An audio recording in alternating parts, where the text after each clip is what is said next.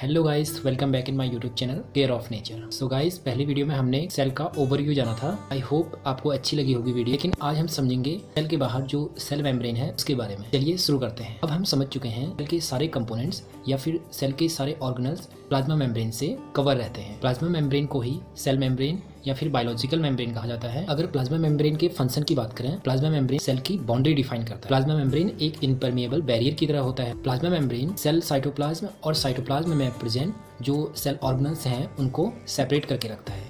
क्योंकि साइटोप्लाज्म में भी मेम्ब्रेन बाउंड ऑर्गेनल्स पाए जाते हैं, जैसे माइटोकॉन्ड्रिया, गोल्जी बॉडी। आपको पता है प्लाज्मा मेम्ब्रेन का नेचर डायनामिक होता है, क्योंकि प्लाज्मा मेम्ब्रेन में लिपिड मॉलिक्यूल्स कंटिन्यूअस मैनर में चेंज होते रहते हैं। साथ ही प्लाज्मा मेम्ब्रेन में प्रोटीन्स, कार्बोहाइड्रेट भी जुड़े होते हैं। प्लाज्मा मेम्ब्रेन के बहुत सारे मॉडल प्रेजेंट किए गए। इनमें से दो साइंटिस्ट सिंगर एंड निकोलसन ने 1972 में फ्लूइड मोज़ेक मॉडल प्रेजेंट किया, जो कि अब तक का मोस्ट एक्सेप्टेड मॉडल माना जाता है। इस मॉडल के according plasma membrane dynamic structure होता है। साथ ही प्लाज्मा मेम्ब्रेन में प्रोटीन्स एम्बेडेड रहते हैं। प्लाज्मा मेम्ब्रेन के ये प्रोटीन्स एनवायरमेंटल चेंजेस को या फिर आउटसाइड द सेल किसी भी इंफॉर्मेशन को as a sensory signal receive करते हैं, और ऐसे प्रोटीन्स को रिसेप्टर प्रोटीन्स कहा जाता है। ज्यादातर रिसेप्टर प्रोटीन्स ट्रांसमेम्ब्रेन प्रोटीन्स होते हैं। लेकिन अब ये ट्रांसमेम्ब्रेन प्रोटीन क्या होते हैं? प्लाज्मा मेम्ब्रेन में इन प्रोटीन्स के द्वारा बहुत सारे मॉलिक्यूल्स को ट्रांसपोर्ट किया जाता है और बहुत सारे सेलुलर रिएक्शंस को परफॉर्म किया जाता है। प्लाज्मा मेम्ब्रेन में प्रोटीन्स लगभग 3 साइड से अटैच रह सकते हैं। पहला साइड ये हो सकता है कि प्रोटीन्स प्लाज्मा मेम्ब्रेन के बाहर की साइड में अटैच हो या फिर एक्स्ट्रा सेलुलर साइट में अटैच हो,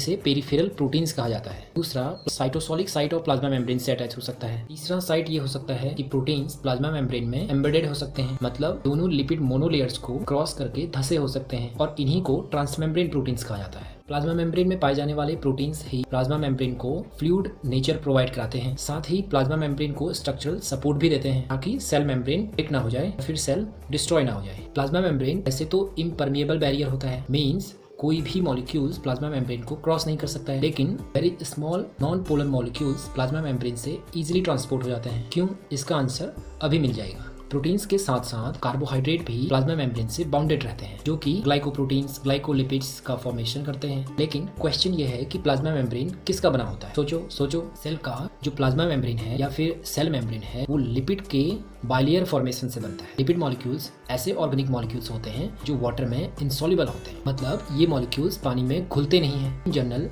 लिपिड मॉलिक्यूल्स ऐसे फैट या फिर ऑयल मॉलिक्यूल्स होते हैं जो वाटर में इजीली डिसॉल्व नहीं होते हैं। Lipids are amphipathic molecules, means lipid molecules के पास वाटर लविंग और वाटर फियरिंग दोनों साइड्स प्रेजेंट होते हैं। वाटर लविंग को हाइड्रोफिलिक या फिर पोलर साइड कहते हैं, और वाटर फियरिंग को हाइड्रोफोबिक या फिर नॉन पोलर साइड कहते हैं। वाटर में polar side of lipid water के साथ इंटरेक्ट कर लेता है, वहीं पर नॉन पोलर साइड वाटर में इनसॉल्युबल रहता है और सर्कल के फॉर्म में एग्रीगेट हो जाता है, ताकि पानी से बच सके। जब एक लेयर फॉर्म होता है तब उसे लिपिड मोनोलेयर कहा जाता है। वहीं जब एक मोनोलेयर दूसरे मोनोलेयर के साथ बॉन्डिंग के थ्रू जुड़ता है तब लिपिड बाइलेयर का फॉर्मेशन होता है, और ये दो मोनोलेयर आपस में हाइड्रोफोबिक बॉन्डिंग के थ्रू जुड़े होते हैं। और सेल मेम्ब्रेन का फॉर्मेशन इसी लिपिड बाइलेयर से होता है। Mainly 3 different types of lipid molecules are present in plasma membrane: phospholipid, glycolipids and sterols, also called cholesterol। Plasma membrane का nature non polar, hydrophobic, water fearing या फिर water insoluble होने की वजह से ही small non polar molecules plasma membrane को easily cross कर जाते हैं। अब शायद आपको आंसर मिल गया होगा क्यों small non polar molecules plasma membrane को इजीली क्रॉस कर जाते हैं। Example of non polar molecules are nitrogen, oxygen, carbon dioxide, nitric oxide, steroids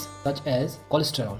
ये वही कोलेस्ट्रॉल है जो हार्ट पेशेंट में ब्लॉकेज का काम करता है, इस वजह से हार्ट फेलियर होता है। ऑक्सीजन, कार्बन डाइऑक्साइड एनवायरनमेंट से एल्वियोलाई ऑफ लंग्स में और लंग्स से सीधे ब्लड में डिफ्यूज हो जाते हैं। कार्बन डाइऑक्साइड, ऑक्सीजन, ये दोनों नॉन पोलर मॉलिक्यूल्स हैं, इसीलिए इजिली प्लाज्मा मेम्ब्रेन से डिफ्यूज हो जाते हैं। जब हम सांस लेते हैं, ऑक्सीजन एनवायरनमेंट से लंग्स में एंटर करता है, लंग्स से ब्लड वेसल में एंटर करता है। यहाँ पर किसी भी कैरियर की जरूरत नहीं होती है, ये इजीली डिफ्यूज कर जाते हैं प्लाज्मा मेम्ब्रेन को। और जब हम सांस छोड़ते हैं तो carbon dioxide easily blood vessel से लंग्स के एल्वियोलाई में और लंग्स के एल्वियोलाई से सीधे इन्वायरमेंट में छोड़ते हैं। This is brief knowledge about plasma membrane. Please subscribe my YouTube channel for more such information. Thanks for interesting in science.